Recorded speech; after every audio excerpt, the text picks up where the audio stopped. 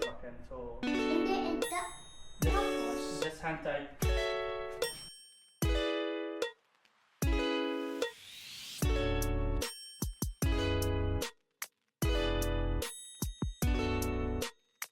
So, ito yung oil flush. Tanggal ko na rin yung oil filter niya. oh, where's the nose? This is the oil filter. Nissan 2007 Altima. And this is my son Lucas.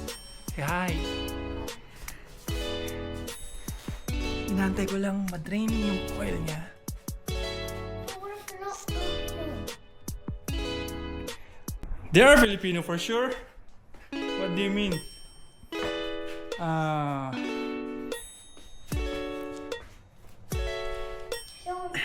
Oil filter, you can remove it actually by hand, manually. Minsan kapag sobrang sikip, ginagamitan ko nito.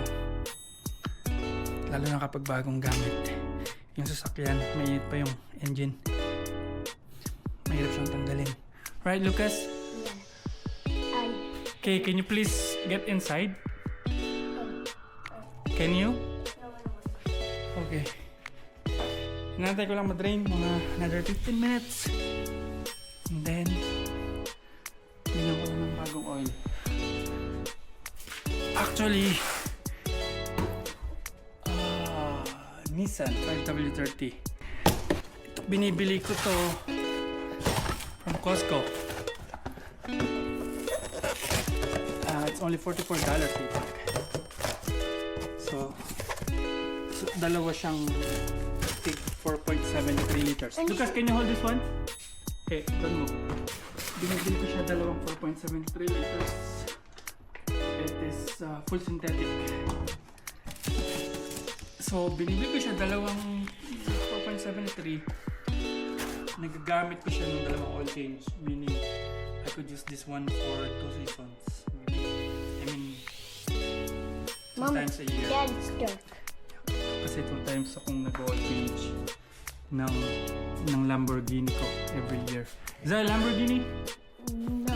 Yeah, it is. No, it's not. It is. And then, etong oil filter ko binibili ko lang sa Amazon. I actually buy 5 of this. Doesn't need to be OEM. Kapag lumang sasakyan, hindi kailangan ng OEM. Depends your preference. I'm still waiting for that. Yung 5W30 ginagamit ko sa Nissan. Itong 5W20 ginagamit ko sa Jeep. Pag in-oil change ko yung Jeep ni Mrs. Yes. This.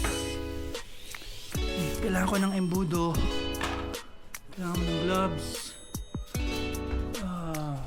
Yung ibang tools ko na kay Kuya Ali. Yung roller ko. So kaya gumamit ako ng banig. So that is the drain plug. And that's the location of the oil filter. Kailangan mo rin itong pan kapag mag-oil change ka.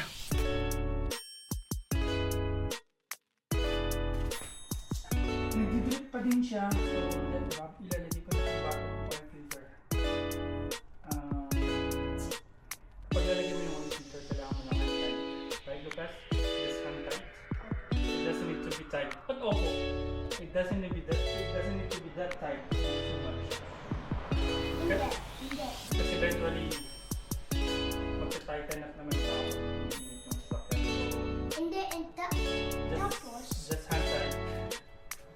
tapos, Dad, is tapos a word in Filipino? Yes! What is it? Tapos, means, taba ka. No, actually tell me. Huh?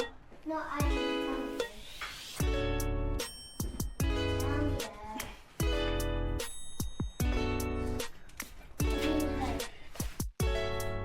You wish that.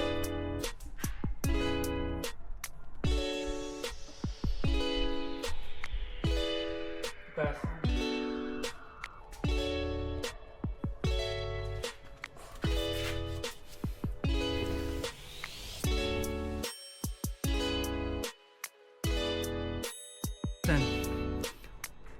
too dark. This is for 5,000 kilometers. 5,000 kilometers. So, yun yung interval ko sa pagpapalit ng oil kahit sa Jeep or Nissan.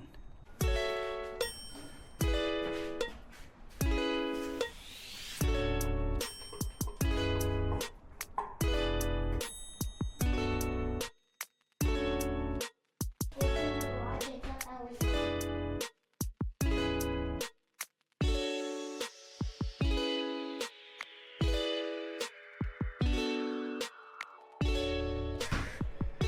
Yo, so tapos na ako mag-oil change. It didn't even take me like 30 minutes, maybe 20 minutes. That was quick.